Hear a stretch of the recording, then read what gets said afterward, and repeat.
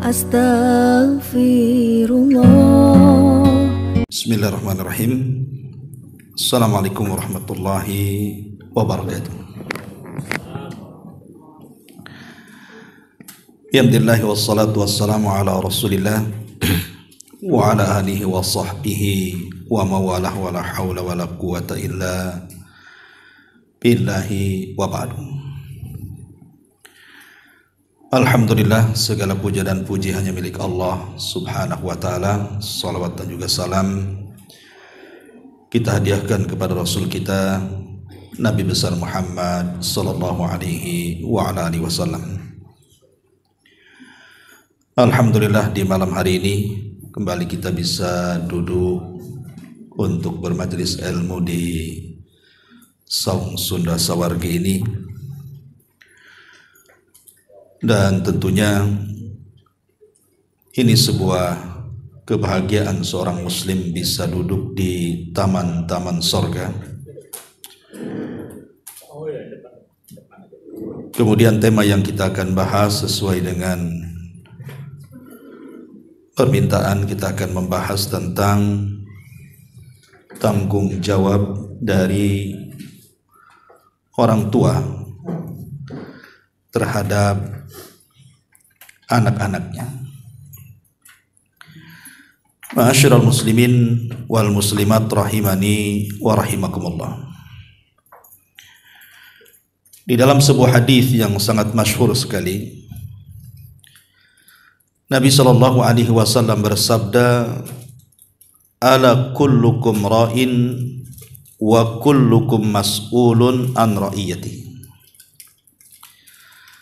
Ingatlah, setiap kalian itu menjadi pemimpin dan kepemimpinan kalian akan dipertanyakan. Fal imamul ladzi 'alan nasi ra'in wa huwa mas'ulun an ra'iyati. Seorang pemimpin manusia, seorang presiden sampai kepada tingkat RT, mereka adalah pemimpin dan akan ditanya soal kepemimpinannya. Warrajulu ra'in ala ahli baitihi. Dan seorang suami adalah pemimpin di tengah-tengah keluarganya dan dia akan ditanya soal kepemimpinannya. Wal mar'atu ra'iyatun ala ahli baiti zawjiha wa waladihi wa hiya mas'ulatun anhum. Begitu juga seorang wanita, seorang ibu adalah pemimpin bagi rumah suami dan anak-anaknya, dan mereka pun akan ditanya soal kepemimpinannya. Wa abdur rajuli ra'in ala mali sayyidihi wa huwa mas'ulun anhu ala fa kullukum ra'in wa kullukum mas'ul an ra'iyati. Termasuk seorang budak, dia akan ditanya soal harta tuannya. Makanya kata Rasul di akhir hadis mengatakan, ingatlah kalian semua pemimpin dan akan ditanya soal kepemimpinan kalian. Hadis inilah yang mendasari tentang kewajiban orang tua itu kepada anak. Karena kalau kita lihat pembahasan yang biasa dibahas di masyarakat itu, kebanyakan biasanya tentang birrul walidain. Bagaimana anak itu berbuat baik kepada orang tua, ataupun menjelaskan tentang kebalikannya, uququl walidain. Bagaimana anak durhaka kepada orang tua. Padahal kebalikannya juga harus dibahas. Ada juga orang tua itu berbuat baik kepada anak, dan terkadang juga orang tua durhaka dengan anak. Lalu kapan orang tua durhaka dengan anak-anaknya, dan apa tanggung jawab orang tua terhadap anak-anaknya? Inilah pembahasan yang kita akan bahas di malam ini. Ma'asyiral muslimin wal muslimat rahimani wa rahimakumullah. Kita bahas dua tema. Pertama, durhaka orang tua kepada anak, dan yang kedua kita bahas tanggung jawab secara syar'i apa yang harus dituntut seorang anak dari orang tua itu. Taibashirul muslimin yang dimuliakan Allah Subhanahu wa taala. Kita tahu bahwa tak jarang ada orang tua itu secara nalar dia tahu bahwa dia sedang melakukan kezaliman kepada anak-anaknya.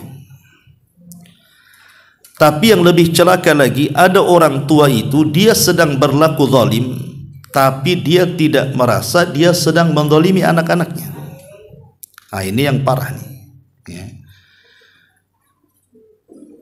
Dan secara umum ada 5 kezaliman.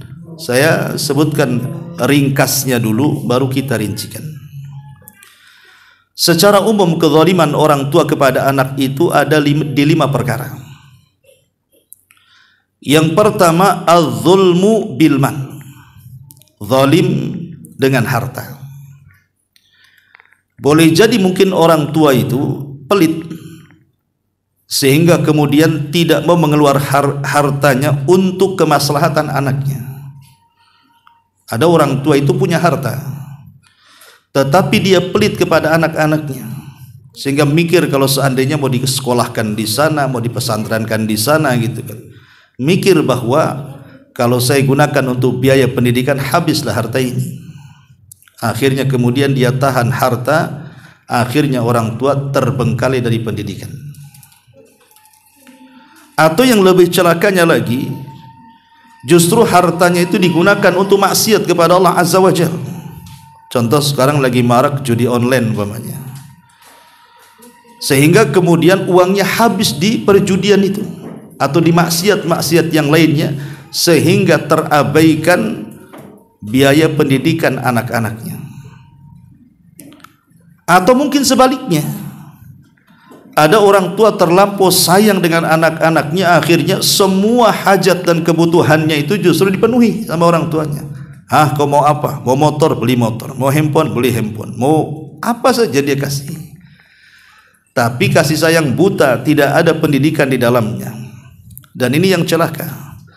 Seperti yang pernah saya sampaikan dulu, ada seorang wanita, dia curhat dengan saya lewat kawannya.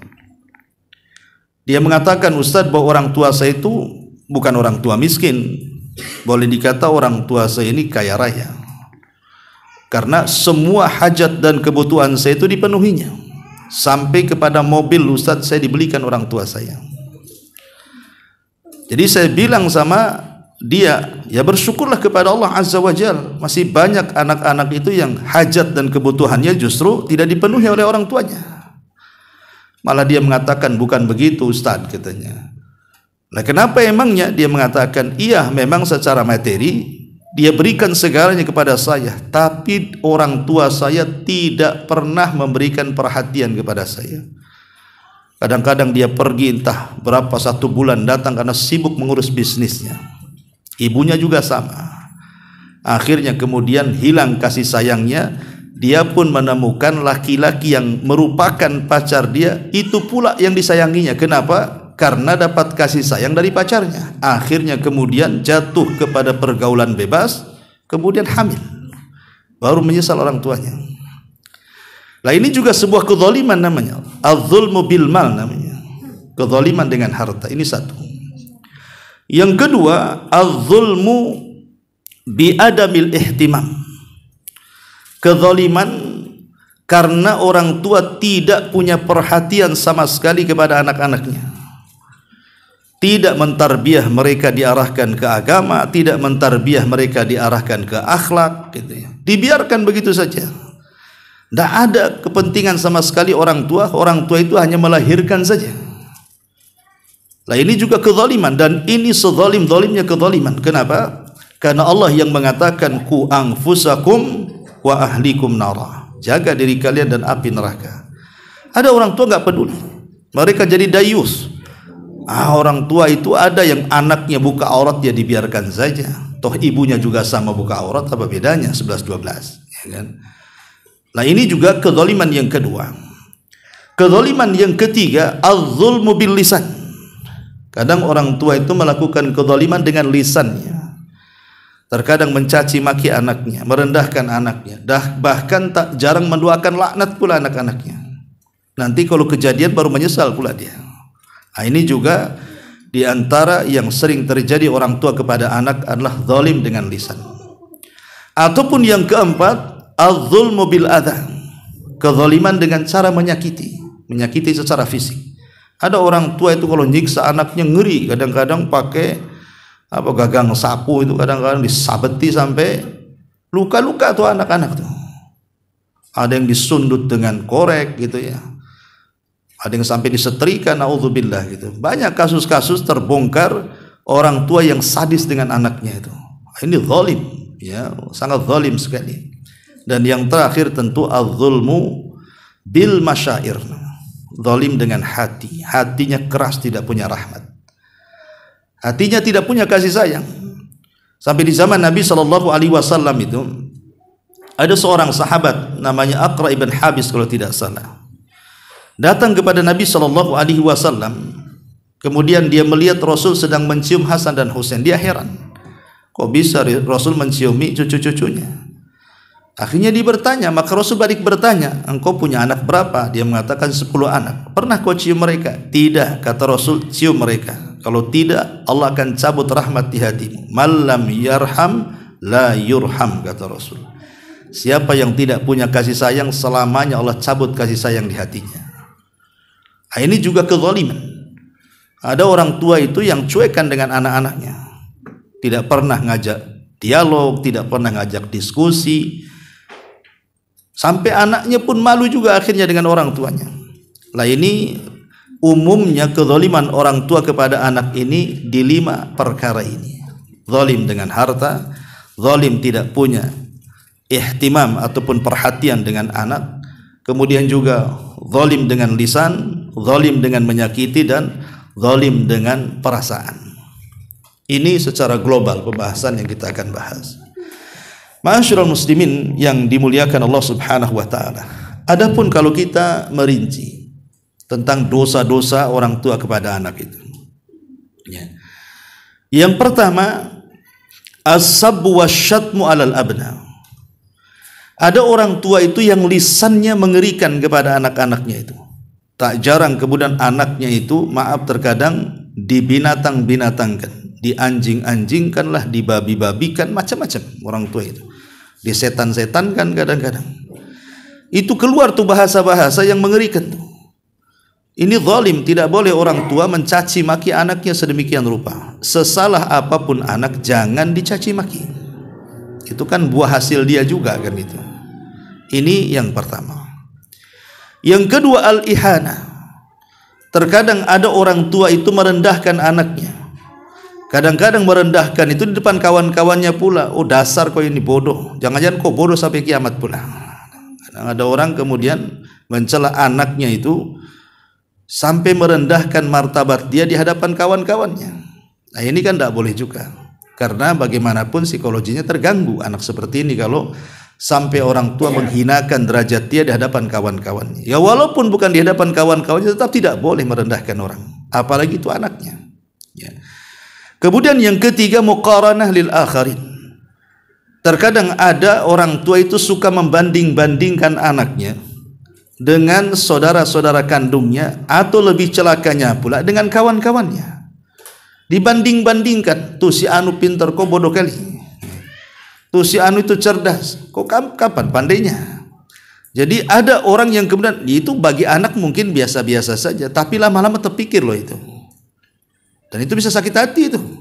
Jangankan anak-anak, antum saya banding-bandingkan dengan yang lain saja antum bisa tersinggung kan. Ya, jangan lagi antum gitu. Coba pasangan antum, istri antum. Masih cantik istri tetangga dari kau tuh umpamanya. Apa enggak marah tuh istrinya? Ya. Gitu. Nanti istrinya ngomong, "Iya, kok bau itu suami tetangga wangi pula," katanya. Kan jadi membanding-bandingkan itu sakit hati biasanya. Lah anak-anak juga sama, kalau dibanding-bandingkan pula sakit hati. Harusnya kita itu memuji dia walaupun tidak seperti itu, supaya menumbuhkan optimis dia sehingga dia mencambuk untuk menjadi orang pandai dan cerdas. Kemudian juga yang keempat, kadang-kadang al-hubbu bisyarti. Ada orang tua itu kalau mencintai anaknya, tapi kadang-kadang menggunakan syarat. Abi cinta kamu, tapi kalau ada tapinya nih, ya. Ini namanya cinta dengan syarat. Ya, ayahmu sayang dengan kamu, tapi ada tapinya, ini bahaya nih. Ya. Tapi kau harus begini, tapi kau harus begitu, kau harus hafal Quran 10 juz. Walaupun seperti itu dengan syarat tidak boleh. Namanya sayang ya sayang kan gitu. Tidak boleh pakai syarat orang tua itu sayang dengan anaknya. Itu anak dia. Kenapa mesti pakai syarat-syarat? Ya. Kemudian juga yang nomor 5, terkadang orang tua itu suka ikhbarul khati, memberikan informasi yang salah terhadap anak-anaknya. Dan itu paling banyak. Kadang-kadang dari kecil-kecil sudah diinformasikan dengan sesuatu yang salah. Jangan keluar, banyak setan. Jangan keluar, ditangkap polisi kamu nanti. Jadi kadang-kadang akhirnya kan anak ini jadi ketakutan sampai dewasa tuh akhirnya. Ketakutan sama sekali sampai dewasa. Sampai saya punya pengalaman waktu di Yaman itu. Waktu saya belajar di Menedhobian itu, ada anak kecil usia 10 tahun, 13 tahun. Itu jauh 2 kilo tuh dari kampung dia ke ngaji ke tempat markas yang saya belajar di situ tuh. Dan itu di sana nggak ada penerangan listrik di sini, enggak. Di sana masih pakai genset. Ya, kadang-kadang jam 5 dinyalain, nanti jam 10 dimatiin. Anak-anak itu datang bawa obor saja itu. Dan itu bukan hanya satu tempat, kadang-kadang di banyak tempat datang untuk ngaji. Kalau zaman di kita ini ngaji TPQ lah begitu ya, ngaji Quran. Jadi saya tanya sama anak-anak itu, kamu di mana rumahnya? Oh, di sana katanya. Berapa kilo? Ya adalah dari sini 1 jaman. Wah, berarti 1 jam jalan kaki mau jauh juga tuh kan. Jadi saya tanya, kamu takut hantu ya di sana? Saya bilang, apa itu hantu katanya? Apa itu hantu? Jadi saya bilang, kamu tidak pernah nengok TV ya? Mana ada TV di rumah katanya. Lihat orang-orang Baduy itu, karena mereka tidak pernah diceritai hantu, tidak takut hantu mereka. Walaupun itu umur 10 tahun, 13 tahun lo jalan berkilo-kilo tuh malam, bolak-balik itu ngaji. Tidak takut karena tidak pernah diceritain soal hantu. Tapi coba anak-anak sekarang ini mulai brojol saja diceritai hantu. Ya besar sedikit dia takut, gelap sedikit teriak kan itu. Mau kamar mandi akhirnya minta diantar. Lah inilah yang kadang-kadang informasi yang salah itu jangan diberikan kepada anak. Ya, jadi akhirnya begitu yang terekam oleh anak-anak kita. Ataupun terkadang al-wa'id. Orang tua suka ngancam-ngancam. Nah, ini juga kesalahan orang tua, kadang-kadang suka mengancam anak-anak. Ya mengancam sekali-kali 2 kali boleh lah, tapi kalau terusan diancam anak ini kan terganggu psikologinya, takut, akhirnya merasa ketakutan yang bersangatan kan dengan orang tuanya. Apalagi ancaman itu terbukti pula gitu. Kemudian juga terkadang orang tua itu an-nahyu bila sabab, melarang bisyai'in bila sabab, melarang dengan sesuatu tapi tidak ada sebabnya.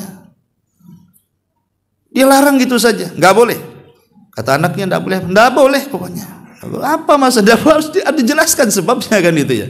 Kalau melarang itu ya dijelaskan apa sebabnya. Pamannya orang tua mengatakan dilarang, pamannya anak suka tengok handphone, nggak boleh main handphone lagi, nanti matamu rusak. Kan jelas tuh sebabnya itu. Nggak boleh nonton TV lagi, nanti malam kau susah bangun besok. Jelas tuh. Ini nggak boleh apa bi? Nggak boleh katanya. Ini nggak bingung anak ini jadinya.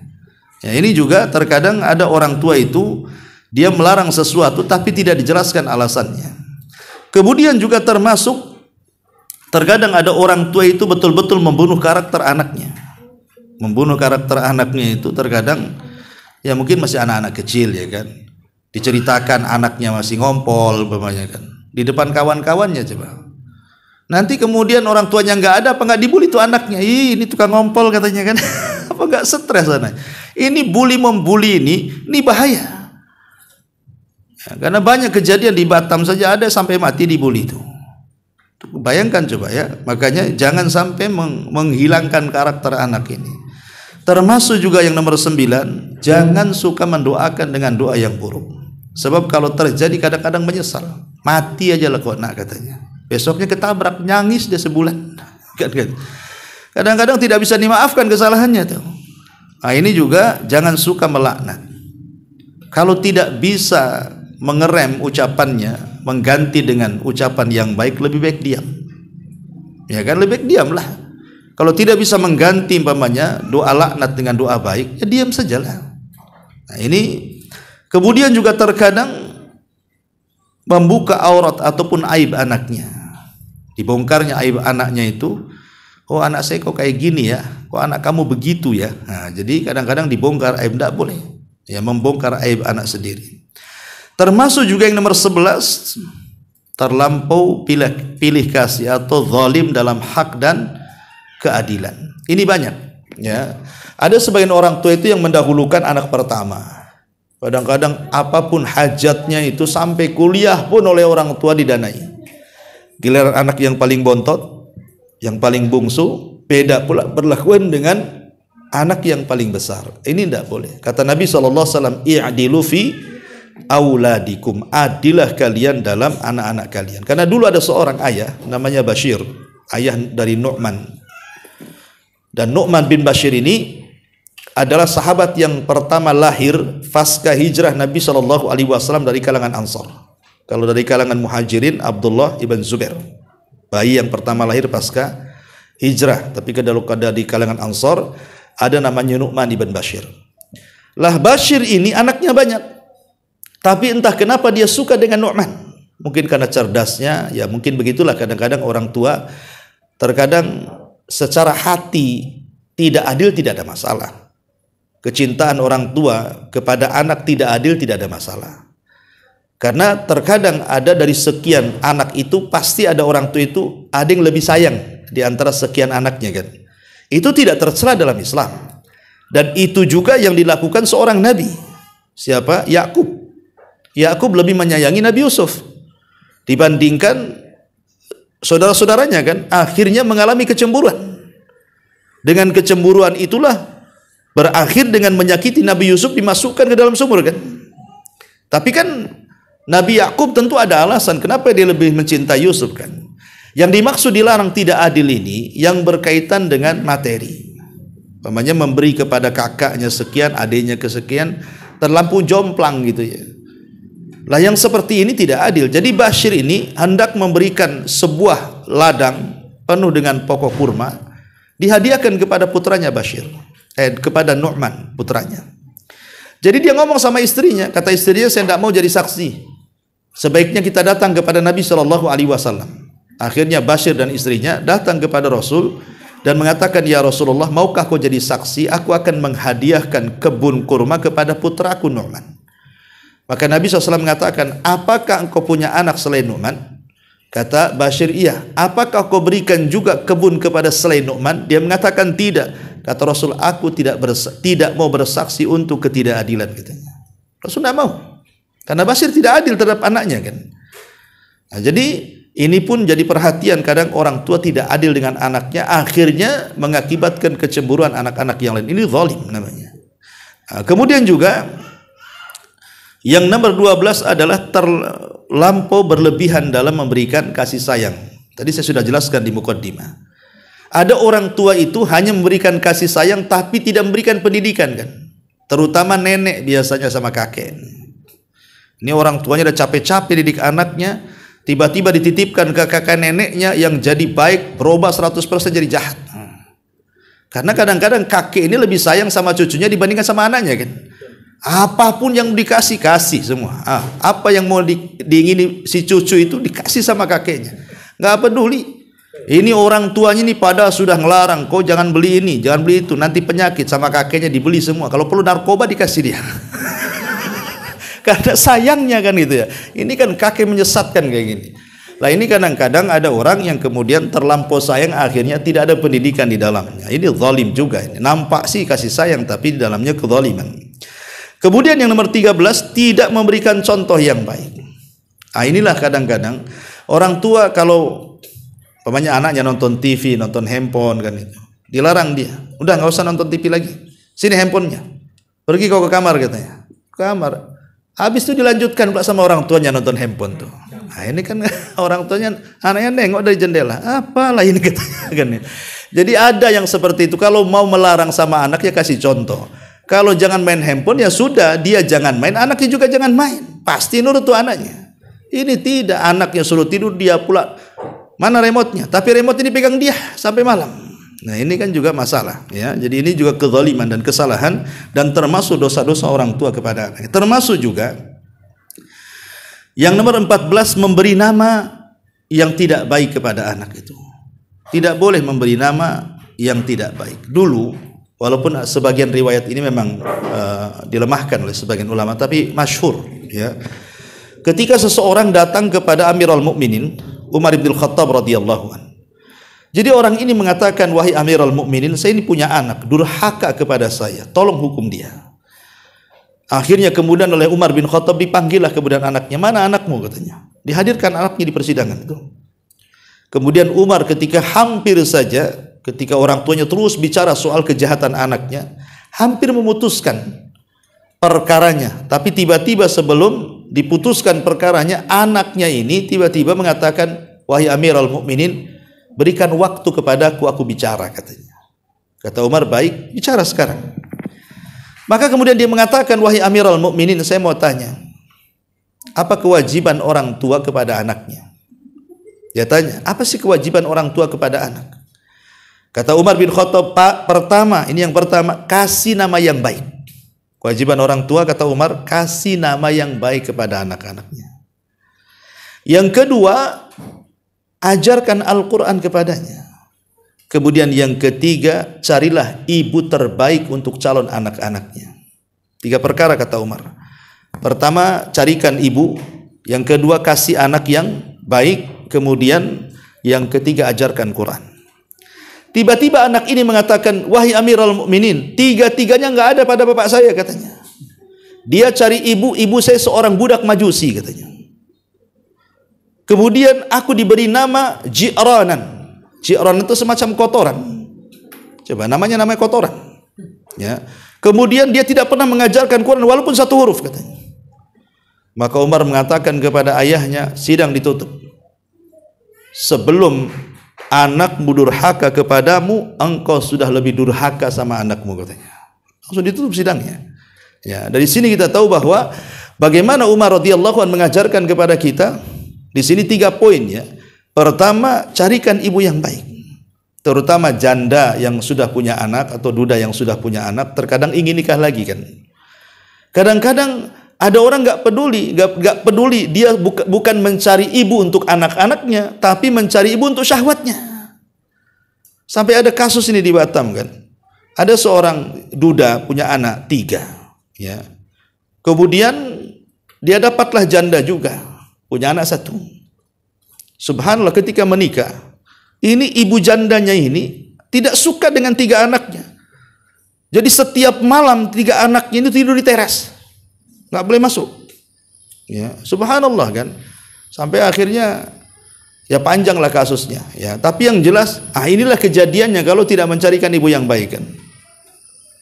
Begitu juga sebaliknya, tidak mencarikan bapak yang baik. Akhirnya banyak yang terjadi kalau anak gadis sampai diperkosa itu sama bapak tirinya, naudzubillah. Jadi ini Umar bin Khattab mengatakan, carikan orang tua yang baik.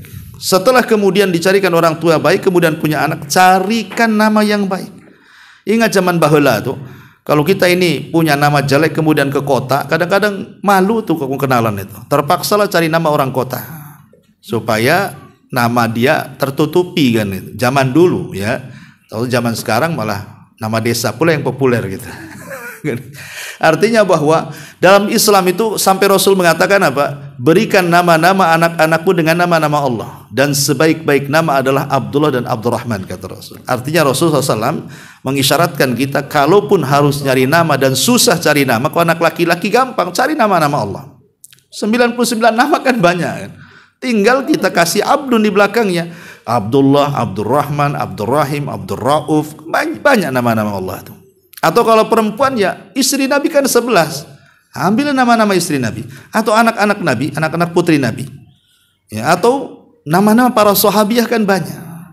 Dan disunahkan anak wanita itu kalau bisa dengan bahasa yang tidak dimudhafkan, kata para ulama.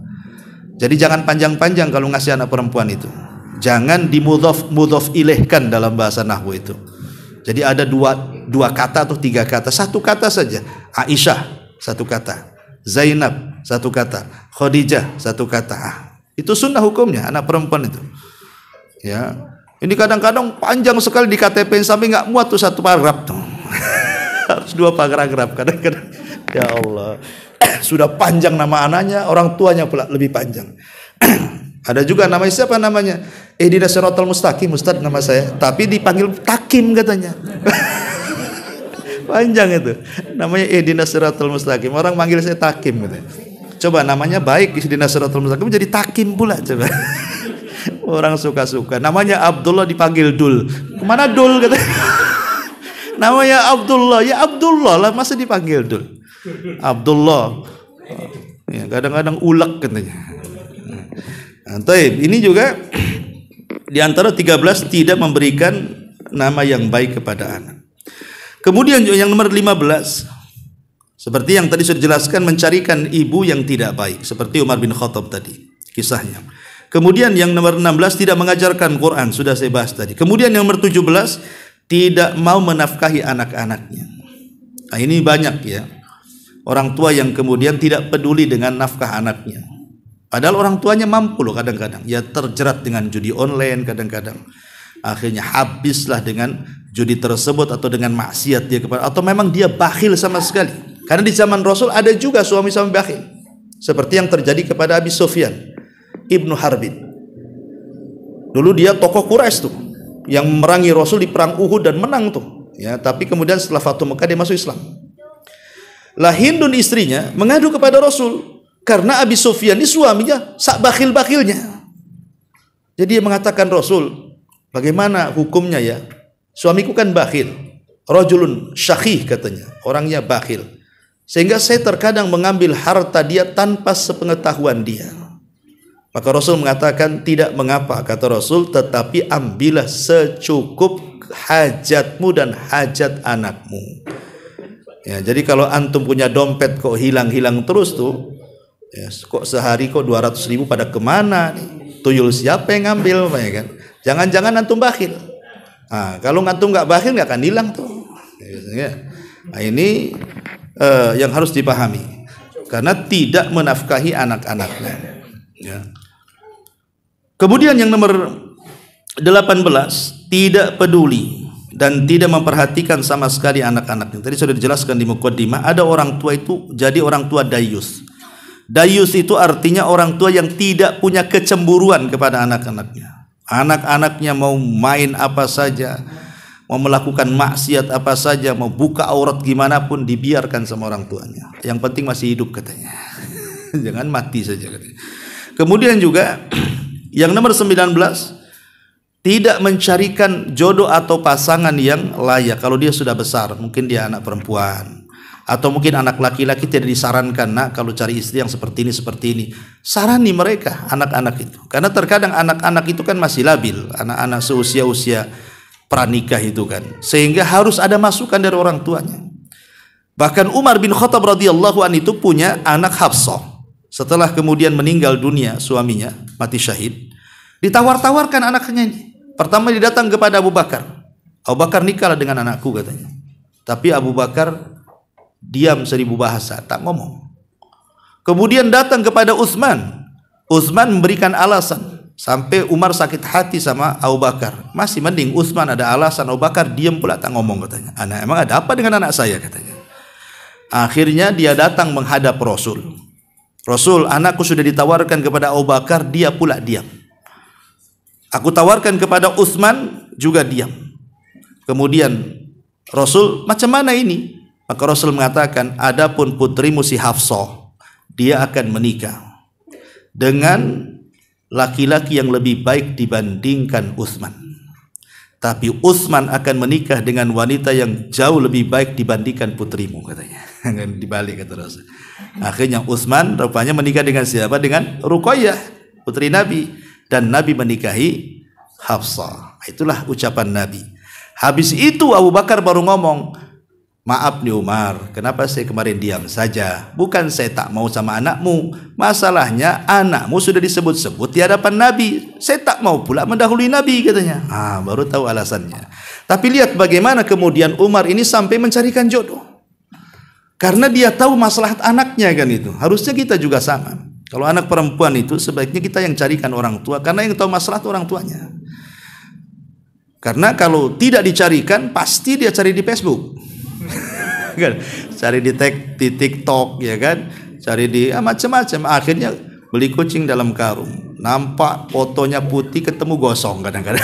Rupanya editan calon suaminya kan. Kadang-kadang kan itulah kalau cari di medsos itu yang didapat. Ya. Kemudian juga ini yang ke-19.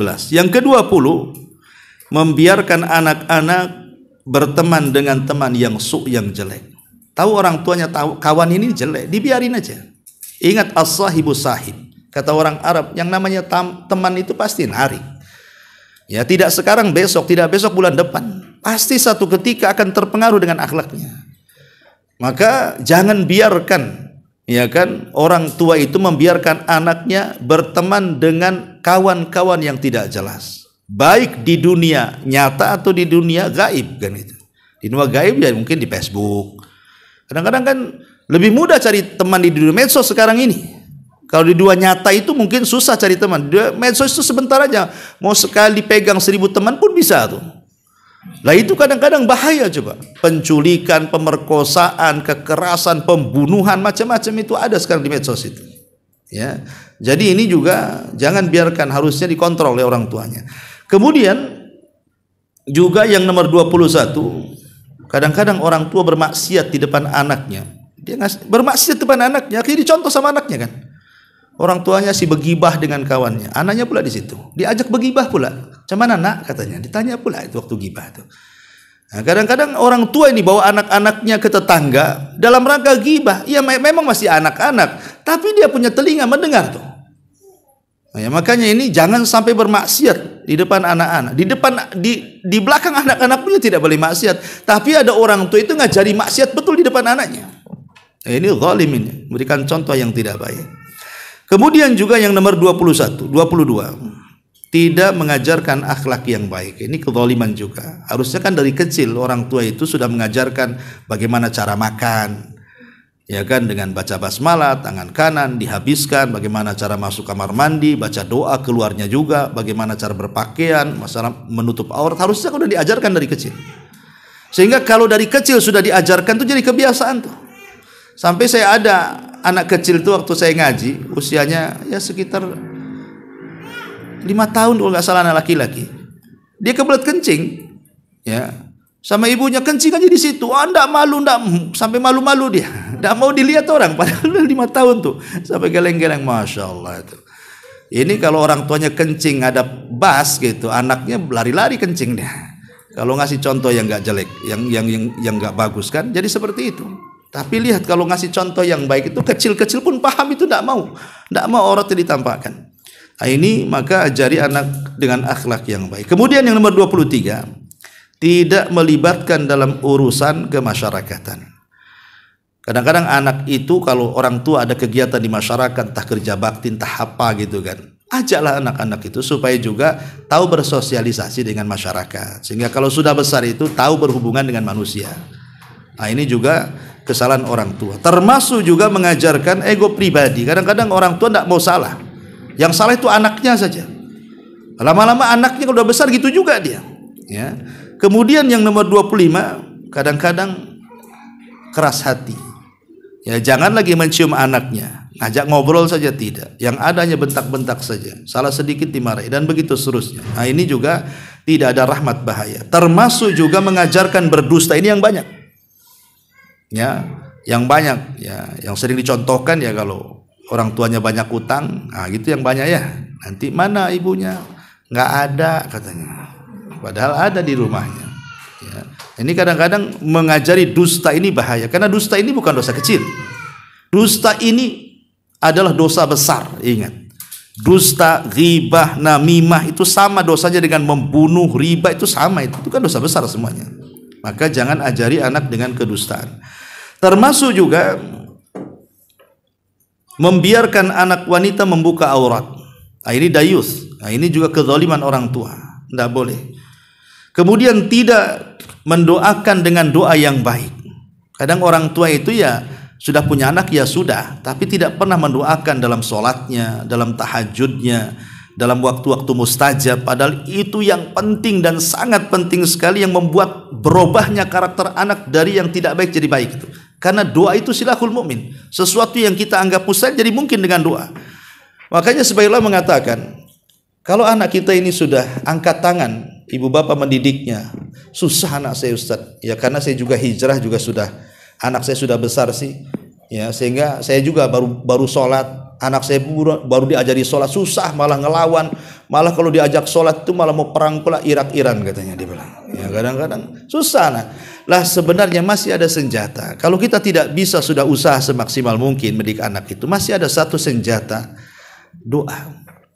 Ya berdoa sepertiga malam itu, ketuk pintu langit itu. Kalau setiap malam kita ketuk pintu langit, nggak mungkin Allah buka menutup terus, pasti Allah akan buka tuh pintunya. Yakin, harus yakin dengan doa.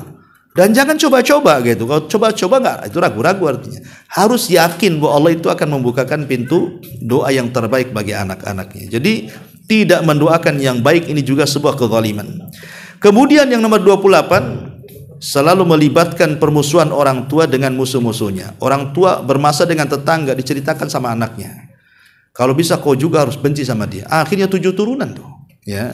Lah apa coba hubungan permusuhan orang tua dengan anak itu tidak nyambung. Maka anak pun harus sama. Kalau seandainya orang tua itu bermusuhan dengan tetangga atau dengan saudara, jangan ikut-ikut. Itu urusan orang tua. Ya, kita tetap berbuat baik. Lah karena ada orang tua itu kalau sudah sama-sama dewasa, anak-anaknya itu mempengaruhi anak-anaknya untuk memusuhi musuhnya tuh. Ini kezaliman. Ini ta'awun alal ismi wal udwan namanya. Ya, tolong menolong di atas perbuatan dosa dan permusuhan tidak boleh. Ya. Kemudian juga di antaranya adalah bukan hanya melibatkan permusuhan orang tua kepada anak-anaknya, juga terkadang tadi mengucapkan kalimat-kalimat kotor, menghina, merendahkan dan begitu seterusnya, bahkan ngajak bergibah ria pula dengan anaknya. Itu juga termasuk salah satu kezaliman. Dan yang ke-30, menjelekkan salah satu orang tuanya. Ya kadang-kadang di depan anaknya, lihat tuh bapakmu tuh katanya. Kata bapaknya, ibumu tuh lebih parah lagi. Jadi akhirnya ngapain jelek-jelekan orang tua depan anak itu? Akhirnya anaknya bingung, ini sebenarnya siapa ini yang jelek ini katanya. Ya karena dua-duanya menjelek-jelekan. Nah itu tidak boleh. Apalagi kalau sudah bercerai itu kadang-kadang sering terjadi. Karena untuk narik anaknya kan supaya membenci bapaknya, bapaknya narik supaya membenci ibunya. Itu tidak boleh. Ya melibatkan pertengkaran itu tidak boleh. Ya. Ya termasuk juga menyakiti anaknya, memukul, sampai kemudian cacat, sampai membunuh, naudzubillah. Maka itu diantara kezaliman-kezaliman ayah ibu kepada anaknya. Nah sekarang kita lihat kalau sudah menikah. Kalau sudah menikah ya, tentu kalau sudah menikah kan punya 2 orang tua. Satu orang tuanya, 2 mertuanya. Lah terkadang mertua juga itu kan bagian daripada orang tua. Ada mertua-mertua ini yang kadang-kadang tidak punya akhlak dengan menantunya tuh. Ya, di antaranya adalah pertama tidak menghargai menantunya. Mungkin karena itu pilihan anaknya. Itu kan sudah jodoh, orang maunya mertua itu ya anaknya orang kaya, punya jabatan, punya ini, tahu-tahu anaknya pula milih tukang bangunan umpamanya kan. Akhirnya nggak pernah menghargai. Ini kan berdosa, zalim. Itu semua sudah takdir Allah, terima. Boleh jadi yang kita benci itu baik pula di hadapan Allah. Kita tidak tahu. Ya. Kemudian yang kedua, tidak memperlakukan mertua kepada menantu itu seolah-olah bukan anaknya sendiri. Akui mereka. Atau juga menikah dengan anak kita ya lakukan seperti anak kita kan. Sayangi mereka seolah-olah itu anak kita juga, harusnya begitu. Jangan kemudian itu kan anak orang. Kalau cerai pun saya nggak mau tahu dengan dia. Nggak begitu ya. Maka ini juga kezaliman mertua kepada menantu. Yang lebih parah lagi, kadang-kadang ada mertua itu ikut campur dengan urusan mantunya. Ikut campur kalau lagi bertengkar itu betul-betul dibela anaknya. Nah, ini kan salah. Padahal Nabi SAW ketika melihat Fatimah bermasalah dengan Ali, yang disalahkan siapa? Fatimah. Karena tahu bahwa Fatimah yang salah. Jadi orang tua harus tegas, kalau memang anaknya yang salah, salahkan, jangan mantunya pula yang disalahkan. Oh dasar kau tak beres mendidik anakku katanya. Kadang-kadang dimarahi mantunya, harusnya ikut mendidik anaknya. Ini ikut campur ini biasanya bukan semakin mereda, tapi semakin besar itu urusan rumah tangga. Bisa saya sampai cerai itu. Dan banyak itu perceraian gara-gara orang lain masuk di dalamnya. Nah ini jangan ikut campur nih, ya, mertua kepada menantu. Juga tidak adil terhadap kepada menantunya kadang-kadang. Ya, umpamanya anaknya banyak, kemudian sudah nikah semua. Kan itu kan menantu-menantu dia semua juga kan, yang menikah dengan anak-anaknya. Kadang-kadang nggak adil. Yang satu ditolong, yang satu tidak. Yang satu pilih kasih, yang satu tidak. Ini tidak boleh. Ya, jadi mertua harus adil kepada menantunya. Kemudian juga tadi tidak ada menyayangi sama sekali, tidak ada empati sama sekali, bahkan tidak menasihati anaknya sendiri ketika melakukan kesalahan. Kemudian juga ada sebagian menantu itu yang menuntut mertua itu yang menuntut menantunya sesuai dengan selera dan keinginannya. Nah, itu ada tuh. Ya. Kemudian juga kadang bermusuhan dengan menantunya, memaksa harus serumah dengannya. Ini tidak boleh. Orang sudah berumah tangga masa harus satu rumah? Ya kan harus punya privasi, masing-masing kan punya privasi. Umpamanya suami supaya kenapa dia ingin pisah dengan orang tuanya? Supaya dia lebih leluasa menjadi pemimpin, dan istri pula supaya lebih leluasa untuk berdandan kan gitu. Loh kalau dia satu rumah macam mana mau dandan? Ya. Nanti kalau satu rumah apalagi saudara-saudaranya di situ pula kan malulah kan. Nah, ini juga harus dipahami. Jadi harusnya mertua itu membiarkan anaknya di bawah menantunya, kalau bisa cari tempat sendiri supaya mandiri dia. Ya, termasuk kadang-kadang ada kecemburuan mertua dengan menantunya dan banyaklah kalau kita mengupas soal ini bab lain. Tapi yang jelas bahwa ini semua adalah kezaliman orang tua kepada anaknya. Lalu pembahasan yang kedua, lalu apa tanggung jawabnya? Tanggung jawab orang tua kepada anaknya. Ulama mengatakan ada sekitar 20 tanggung jawab. Disebutkan di sini min uquqil walid min huquqil waladi ala abi atau ala walidai. Di antara tuntutan anak kepada orang tua. Apa kewajiban orang tua kepada anak? Ya.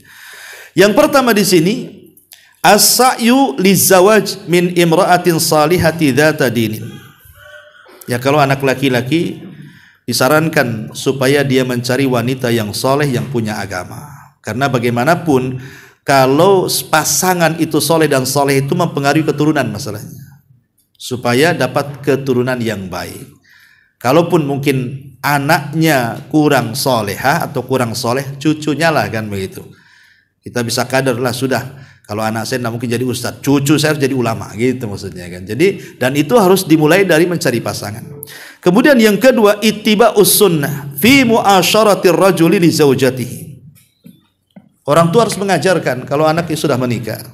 Ajarkan hak-hak dan kewajiban. Umpamanya ibu punya anak perempuan menikah. Ibu harus mendidik ya anak perempuannya. Nak, kamu kalau jadi istri ini kasih tahu. Ya. Jangan asik masak Indomie saja kamu.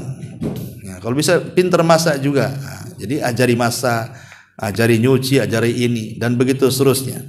Ya, jangan COD terus, masak kan gitu. Ya. Kemudian yang nomor 3 juga ittiba'us sunnah fi istiqbalil maulud. Kalau sudah menikah dan punya anak, ya kan? Maka kata para ulama ikuti sunnah Nabi SAW saat kelahiran anaknya. Saat kelahiran anaknya tentu ya mulai dari akikahnya di 7 harinya dikasih nama yang terbaik gitu kan.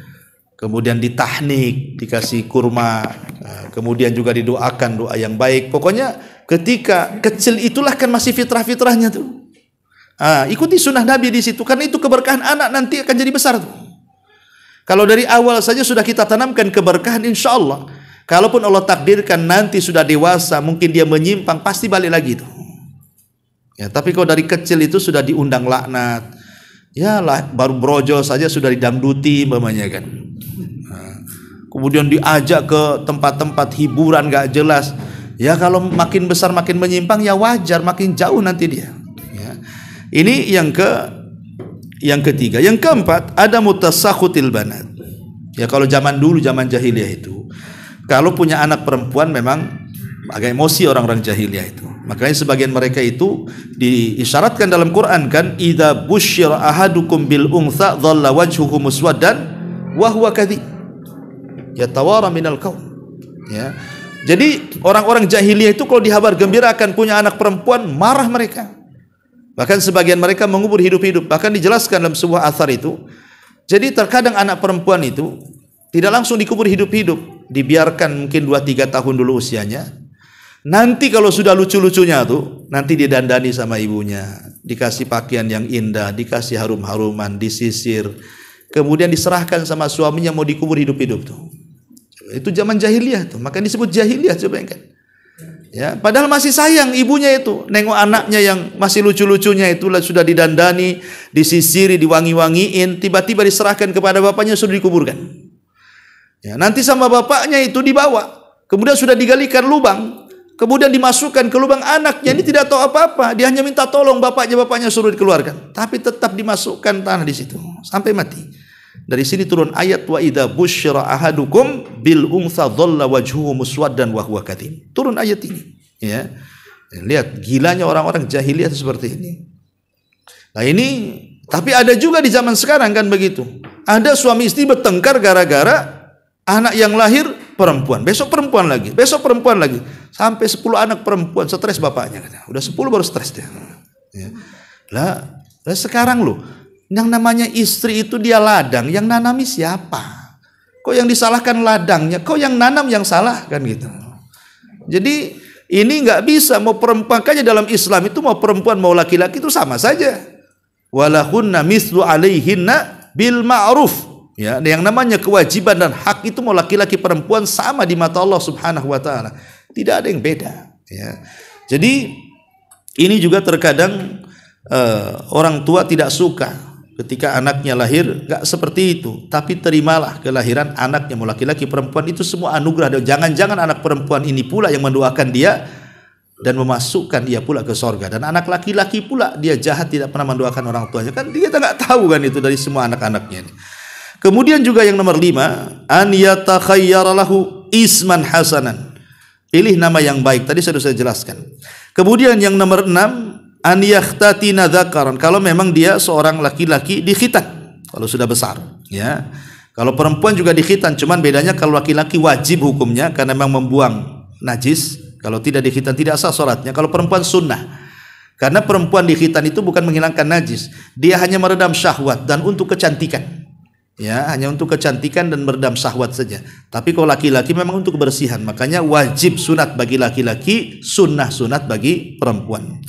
Kemudian yang nomor 7, an yakhtara lahu walidahu murdi'atan salihatan, untuk memilih. Kalau zaman dulu kan biasanya kalau orang-orang Arab, mereka kalau lahir anaknya kan mencari ibu susuan. Ya, tidak disusui sendiri oleh ibunya, tapi mencari ibu susu yang ada di Baduy sana. Seperti Rasul juga sama kan, disusukan dengan Halimah Sa'diyah. Maka kalau memang disusukan kepada yang baik, maka hendaklah seseorang itu mencari ibu yang baik. Karena ada satu kisah dari seorang ulama yang pandai debat tuh. Ya, ada seorang ulama itu pandai debat sekali di zaman salaf itu. Ya. Jadi sang ulama ini karena kalau berdebat itu tidak pernah kalah. Namanya Imam Al-Juwaini, ya, Imam Al-Juwaini atau disebut dengan Imam Al-Haramaini. Ya, Abu Ma'ali Al-Juwaini atau disebut dengan Imam Al-Haramaini Mekah dan Madinah. Itu kalau debat enggak pernah kalah Imam Juwaini ini. Abu Ma'ali Al-Juwaini, ya. Tapi di saat perdebatan itu kadang-kadang terhenti lidahnya. Gagap, suka gagap kalau ngomong, tapi kalau debat enggak pernah kalah. Tapi kadang-kadang suka gagap, ya. Jadi ditanyalah Imam Haramaini, kenapa engkau gagap wahai imam, katanya. Ya, bukankah engkau kalau debat tidak pernah kalah? Dia bercerita dulu, ya. Dia mengatakan bapakku itu tidak pernah memasukkan yang haram-haram ke perut ibuku. Enggak pernah. Yang syubhat pun tak mau. Betul-betul murni, bahkan bapakku melarang ibuku untuk menerima makanan dari siapapun. Memakan makanan dari siapapun dilarang sama bapakku. Kau harus makan apa yang aku cari dari keringatku saja. Ya, akhirnya kemudian lahirlah aku. Sehingga ketika aku lahir, kata Imam Haramaini, aku disusui oleh ibuku. Qadarullah, ibuku ini ada hajat waktu itu, meninggalkanku entah buang hajat, entah karena mencuci atau apa. Akhirnya aku diletakkan begitu saja, aku pun menangis. Rupanya ada seorang jariyah budak yang sama-sama punya anak. Yang sama-sama punya anak. Mungkin karena dia kasihan, dia ambil aku, disusukan pula sama tetek dia. Ketika ibuku tahu bahwa bahwa aku diambil kemudian disusukan, marah dia. Langsung direbut, ya kan? Langsung direbut. Kemudian sejak itu tidak pernah dia meninggalkan aku lagi. Kata Imam Al-Juwaini, boleh jadi gagapku itu boleh jadi mungkin 1 sedotan atau 2 sedotan susunya sang jariyah itu katanya. Makanya aku pelat katanya. Coba bayangkan. Sampai seperti itu dia ngomong. Itulah akibat daripada makan yang haram tuh. Sampai seorang ulama pun gagap tuh gara-gara hanya 1 sedot 2 sedot susu dari tetes seorang jariyah yang tidak tahu makan apa dia. Nah, cemana kalau yang hari-hari umpamanya orang tuanya memang kerja di judi online, dia koruptor gitu kan, dia memang penjahat, pencuri dan begitu seterusnya, maka Rasul mengatakan kullu lahmin nabatat min haram fannaru aula bi. Setiap daging yang ditumbuhkan dari benda yang haram, ya neraka tempatnya, pasti akan mempengaruhi akhlak, ikhwan, ya. Jadi ini yang kelima, yang keenam, yang ketujuh, yang kedelapan sekarang antar aha ummahu. Kemudian juga hendaklah ummuhu antar ahu ummuhu, ibunya hendaklah mentarbiyah dia, menjaga dia. Ya, karena bagaimanapun yang banyak tarbiyah kepada anak itu kan bukan bapak. Bapak ini kan pagi pergi, sore pulang. Sehingga kadang-kadang tidak tahu menahu soal pendidikan anak, ya kan. Yang banyak berperan pendidikan itu ibu. Makanya disebut ibu itu ummul madrasah. Dialah induk daripada madrasah bagi anak-anaknya. Maka tanggung jawab seorang ibu itu mendidik anak itu luar biasa. Dan saya sarankan, Bu, kalau hal-hal yang sifatnya wajib dalam Islam jangan diajarkan kepada orang. Kalau bisa ibunya sendiri yang ngajarkan. Contoh mamanya surah Al-Fatihah. Jangan sampai surah Al-Fatihah ini anak ini hafal dari guru TK-nya atau guru SD-nya atau guru madrasahnya. Kalau bisa orang tuanya yang ngajarkan. Kenapa? Karena Fatihah itu akan diulang-ulang dalam salat dia. Sehingga ibunya itu akan mendapatkan pahala selama dia baca Fatihah. Minimalnya Fatihah berapa kali? 17 kali dibaca tuh dalam sehari itu. Itu kalau salat wajib saja, belum lagi salat sunnah kan. Jadi yang sifatnya yang wajib-wajib itu bagaimana secara sholat kalau bisa yang ngajari orang tuanya. Apalagi sekarang nggak ada alasan tidak bisa. Sekarang sudah ada YouTube kok. Ya, bisa ditengokin, sudah ada Facebook, ada macam-macam lah sekarang media yang memudahkan anak itu bisa untuk melakukan ibadah. Ya, ini yang harus dipahami bahwa ibu itu ummul madrasah. Kemudian juga yang nomor 9, ya ayah juga sama, an yu'allima kitab Allah wa sunnata nabihi sallallahu alaihi wasallam. Orang tua entah ibu entah ayahnya bukan hanya memberikan tarbiyah akhlak dan yang semacamnya, termasuk juga mengajarkan Al-Quran dan Sunnah. Jadi orang tua ini wajib mengajarkan dan mengarahkan anak kepada Al-Quran dan Sunnah Nabi sallallahu alaihi wasallam. Kemudian Allah yarzuqhu illa thayyibah minal kasbil halali.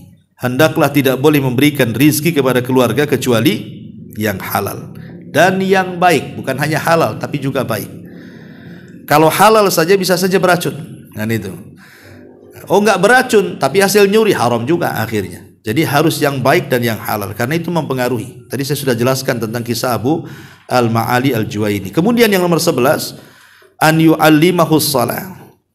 Wajib mengajarkan salat di usia berapa? 7 tahun. Ibu harus cerewet sama anak itu. Usia 7 tahun itu sudah cerewet orang tua sama anak. Salat. Kau harus salat.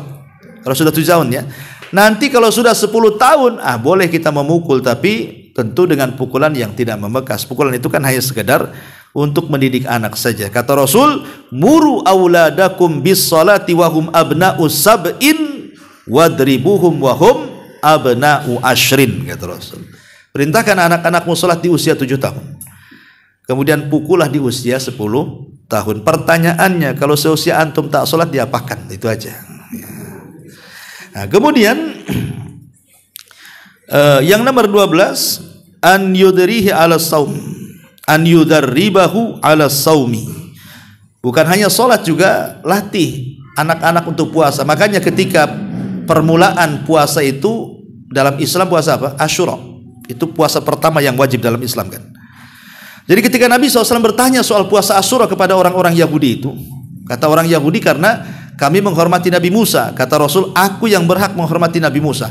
Kemudian Rasul memerintahkan seluruh kaum muslimin di Madinah untuk berpuasa dan untuk melatih anak-anak mereka berpuasa. Sampai anak-anak kecil yang belum balik itu dilatih sama orang tuanya, diajak main-main sehingga lupa makan.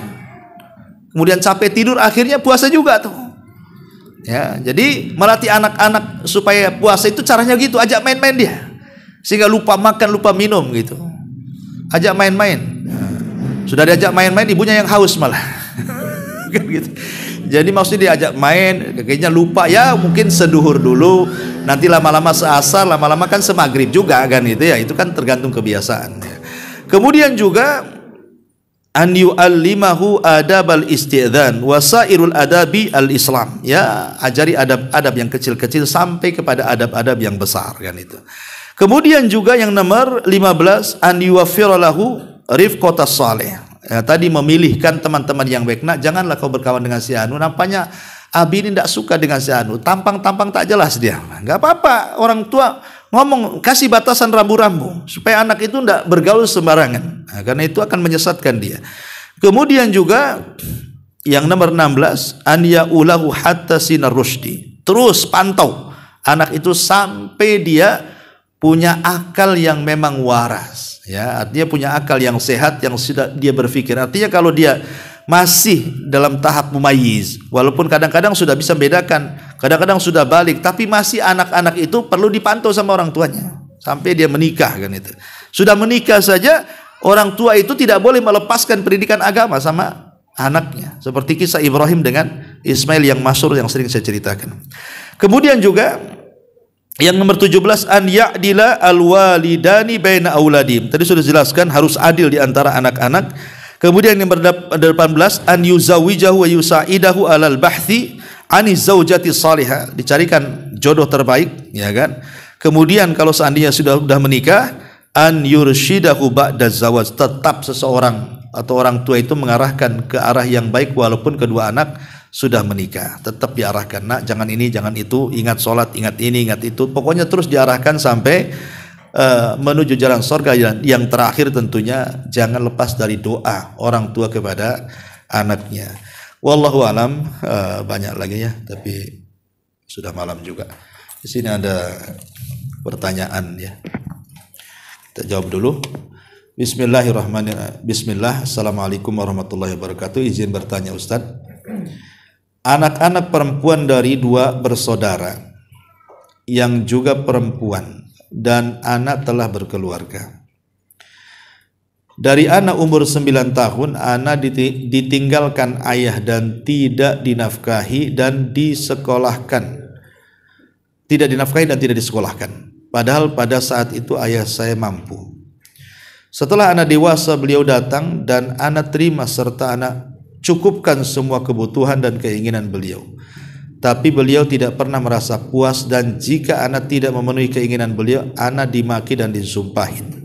Pertanyaannya, apakah anak berdosa karena sekarang anak tidak memenuhi lagi kebutuhan dan keinginan beliau sebab beliau suka mabok, minuman keras, dan suka main perempuan? Apakah anak sebagai seorang anak perempuan dan istri wajib bertanggung jawab terhadap ayah anak? Jazakallah khairan. Iya, ini orang tua zalim. Orang tua zalim yang seperti ini, ya. Apalagi sampai kemudian memeloroti anaknya untuk membiayai orang tuanya. Apalagi sudah jelas ini untuk maksiat. Maka seorang anak tidak boleh membantu ayahnya atau siapapun dalam unsur kemaksiatan. Wala ta'awanu 'alal itsmi wal udwan. Tapi masalahnya, berbuat baik anak kepada orang tua itu bukan berbuat baik karena ada sistem barter, tidak. Kalau orang tua baik sama saya akan baik, bukan itu. Ya. Berbuat baik kepada orang tua itu karena perintah. Memang Allah perintahkan saya berbuat baik sama orang tua. Walaupun orang tua saya tidak baik. Masya Allah, jazakallah khairan. Walaupun orang tua saya tidak baik, saya nggak peduli. Yang penting Allah perintahkan saya berbuat baik, saya akan dapat pahala dari itu. Jadi sekali lagi, berbuat baik kepada orang tua itu bukan sistem barter. Ngapain saya berbuat baik sama orang tua? Dari kecil pun saya ditaruh di panti asuhan kok, katanya. Dari kecil saya tidak pernah dirawat. Dari kecil saya ditinggalkan. Udah besar enak pula dia minta uang. Bukan begitu. Ya, walaupun dari kecil kita dibuang sama orang tua kita, yang namanya orang tua itu saat melahirkan itu masih besar pahalanya dibandingkan kita membantu setiap hari kepada orang tua. Makanya kata Nabi SAW, tidak ada yang bisa membandingi kebaikan orang tua kecuali kalau orang tuanya menjadi budak kemudian dimerdekakan. Kenapa? Karena satu hentakan orang tua ketika melahirkan itu tidak sebanding dengan dunia dan isinya. Jadi tetap kita berbuat baik, walaupun dia hanya jasanya melahirkan. Setelah itu kita dititipkan di panti asuhan. Kalau itu orang tua kita, kita wajib berbuat baik, bukan karena dia berbuat baik, tidak, karena dia orang tua saya dan Allah perintahkan saya berbuat baik kepada dia. Jadi dasarnya adalah perintah Allah dan Rasulnya. Sebab kalau seandainya dasarnya barter, maka tidak akan jalan ibadah dalam muamalah. Istri, ngapain saya masakin suami, katanya. Ya dia mengasih uang, tapi dia gitu orangnya. Nah, udahlah, nggak balas katanya. Nah, suami juga gitu. Kalau umpamanya suami berbuat baik karena sistem barter, nggak akan jalan rumah tangga. Ya, sama juga berbuat baik dengan orang tua. Kalau sistem barter tidak akan jalan kekeluargaan itu. Jadi semua dalam muamalah itu dasarnya ikhlas. Demi Allah, kemarin waktu ada Syekh Ali Ar-Radai yang dari Yaman ke sini, kemarin bercerita sama saya. Sebuah muamalah itu kalau didasari dengan ikhlas pasti ada pengaruh. Orang tua kalau mendidik anaknya dengan ikhlas, sak nakal-nakalnya anak pasti akan tobat dan balik. Jadi pengaruh ikhlas itu luar biasa kata beliau. Asal ikhlas saja orang tua ketika merawat anaknya, atau seorang guru merawat anak didiknya, pasti jadi itu anak itu. Walaupun nakal-nakal biasa, tapi nanti akan jadi itu. Itu pengaruh ikhlas kata dia. Jadi ketika kita berbuat baik kepada orang tua itu dasarnya ikhlas, bukan dasar barter. Nah, tetapi sekali lagi tetap anak berbuat baik kepada orang tua. Jadi anak itu hanya memberikan nafkah kepada orang tua itu sesuai dengan hajat dia. Karena ada hadis yang mengatakan anta wa maluka li abik, kamu dan hartamu milik kedua orang tuamu. Hadis ini nggak bisa dipahami secara utuh, harus dibahas. Ya. Apa maksudnya engkau dan hartamu milik bapakmu? Apakah semua harta milik bapak kita? Ini bahaya, sebab kalau seandainya kita meninggal berarti yang punya waris bapaknya, anaknya nggak dapat kan? Hartanya milik bapaknya kok. Kalau dia meninggal berarti milik bapaknya lah, anaknya nggak dapat kan gitu. Itu kalau dipahami hadis secara zahir. Tapi nggak seperti itu pemahamannya. Kata ulama, maksudnya engkau dan hartamu milik bapakmu itu maksudnya ayah boleh meminta kebutuhan pokok dia kepada anaknya. Tapi tidak boleh juga kemudian mengambil harta yang merupakan pokok daripada anak dalam mencari nafkah. Umpamanya anaknya punya motor, diambil sama ayahnya, jangan kakilah anaknya jadinya. Ya, jadi nggak boleh hal-hal yang menjadi kebutuhan. Kemudian juga tidak boleh mengambil harta anak untuk dikasihkan ke anak yang lainnya. Itu menjadi kecemburuan tuh.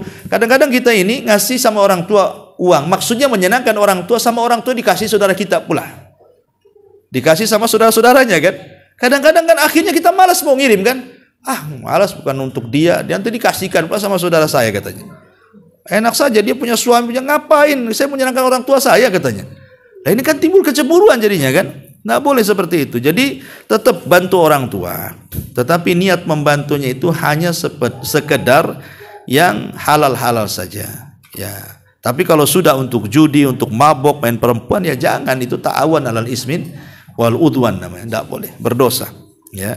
Tapi kalau sama sekali akhirnya tidak mau memenuhi, ya jangan, tetap dipenuhi. Tetapi sekedarnya saja. Sekedarnya saja, umpamanya sekedarnya berapalah kebutuhan orang tua ketika makan sebulan itu. Ya sudah itu saja. Yang biasanya kalau ngirim jor-joran 10 juta kan itu ya. Rupanya untuk judi, untuk jadi, ya sudahlah kasih 3 juta saja. Dan kita pun berhusnudzon itu untuk makan dia, bukan untuk judi dia. Itu maksudnya. Soal nanti kemudian dia untuk judi itu urusan dia dengan Allah kan. Tetapi kita memberi nafkah kepada orang tua itu pahala sendiri di hadapan Allah Subhanahu wa taala. Wallahu a'lam. Ya, saya kira cukup. Ini juga ada pertanyaan. Assalamualaikum Ustaz, semoga Allah melindungi Ustaz. Amin. Kita semuanya amin. Bagaimana menasihati anak remaja perempuan yang selalu dihabiskan untuk HP dan jika diingatkan malah marah, cetus. Ya, alhamdulillah jika dikasih tugas untuk menghafal mau. Ayo udah kasih tugas terus saja, biar dia nggak pegang handphone. Ini kesalahan orang tua. Mungkin dari kecil dikasih handphone ya begitu. Kadang sekarang loh, kebanyakan gara-gara handphone. Coba di rumah sakit sekarang kasus banyak anak-anak itu sudah berkacamata, ada yang sampai dioperasi sampai buta, naudzubillah. Ini sekarang banyak nih kasus anak-anak kecil itu matanya rusak. Banyak sekali. Ya, saya itu punya kawan dokter cerita. Wah, sekarang ini kebetulan ya dokter anak-anak. Anak-anak sekarang penyakitnya aneh, semua di mata katanya. Ya, kalau mata duitan lain ya. Ini maksudnya mata itu ibunya ya, mata duitan. Jadi anak ini karena banyak nonton handphone, jadi madharatnya itu banyak sebenarnya. Nah, sekarang kapan ibu mantau coba? Ya kalau umpamanya anak itu biasalah nengok apa kebiasaan dia main-main gitu. Ya kalau tidak diawasi. Kalau diawasi, kalau tidak diawasi, yang namanya YouTube itu kan kemana-mana itu channelnya. Kadang-kadang pencet ini keluar itu pula, pencet itu keluar yang lain pula kan itu. Kadang-kadang kemudian hal-hal yang tidak pantas ditonton oleh anak kecil. Nah, maka sebaiknya, kalaupun harus, ya zaman sekarang susah ya, kan bisa kita download ngaji umpamanya kan. Kemudian kita matikan datanya, dari kecil sudah digituin kan. Sehingga itu yang ditonton tuh. Ya, bahkan ada ikhwan tuh cerita anak-anak saya, Ustaz, kalau nggak ditontonkan ngaji, yang ditaruh nggak tidur dia. Jadi kebiasaan itu. Jadi juz amma aja sepanjang dia tidur. Nanti kalau mati nangis dia. Nah, kan luar biasa tuh. Kalau itu bisa dilakukan. Tapi kebanyakan orang tua tadi kadang-kadang salah dalam meletakkan sayang yang menyesatkan. Ya, sebenarnya ibu harus keras ya. Ibu atau bapak harus keras. Kalau punya anak sudah remaja, ini harus lebih ekstra keras lagi. Apalagi anak perempuan. Ya, harus keras, harus tega bahasa kitanya lah. Harus lebih tega. Karena zaman sekarang zaman fitnah. Zaman sekarang ini banyak sekali fitnah. Sehingga kalau tidak pandai-pandai, anak kita rusak jadinya. Kemudian yang kedua, apakah orang tua bilang kepada anaknya, nak kamu nanti jadi orang tua juga dan janganlah kamu marah sama kami. Apakah itu termasuk doa Ustadz? Ya ibu, kalau ibu suka marah gak sama anaknya? Nah, itu masalahnya. Dia larang anaknya jangan marah pula sama dia. Ya, jadi kadang-kadang marahnya anak itu kan ada contoh pula dari orang tua. Ya. Tapi ya karena tadi terlalu dimanja sehingga ketika dinasihati jadi marah dia. Akan begitu ya. Nah, karena mungkin dimanja, giliran mau diluruskan sudah sulit. Makanya mengukir di atas sungai itu tidak akan ada bekasnya. Kalau ngukir ya di atas batu, baru ada bekasnya. Artinya kalau didik anak itu dari kecil. Kalau sudah besar itu keras kepala dia. Sama dengan orang tuanya, lebih keras lagi sebelumnya. Sekarang sudah sama-sama keras kan. Jadi ya coba ibu berdoa kepada Allah Azza wa Jalla. Kalau tidak bisa dinasihati dan terus dinasihati, itu kan sebabnya. Namanya sebab itu kan dengan nasihat dan terus menerus, dengan pendidikan, dengan tarbiyah. Tapi lebih daripada itu ada kekuatan doa. Maka jangan lupakan sebab, tapi jangan tinggalkan doa juga. Teruslah berdoa kepada Allah. Ambillah waktu-waktu yang mustajab. Kan banyak waktu-waktu mustajab itu. Di antara dua adzan, ketika hujan, di sepertiga malam akhir, di sore hari Jumat. Kan banyak waktu mustajab itu. Teruslah setiap hari seperti itu. Nanti Allah Subhanahu wa taala akan buka hidayah kepada anaknya. Wallahu a'lam. Baik, sampai di sini. Ada yang bertanya? Udah ya, udah malam ya. Saya lihat ngantuk juga. Ya. Subhanallah bihamdika, asyhadu an la ilaha illa anta astaghfiruka wa atubu ilaik. Allahu taala alam. Assalamualaikum warahmatullahi wabarakatuh.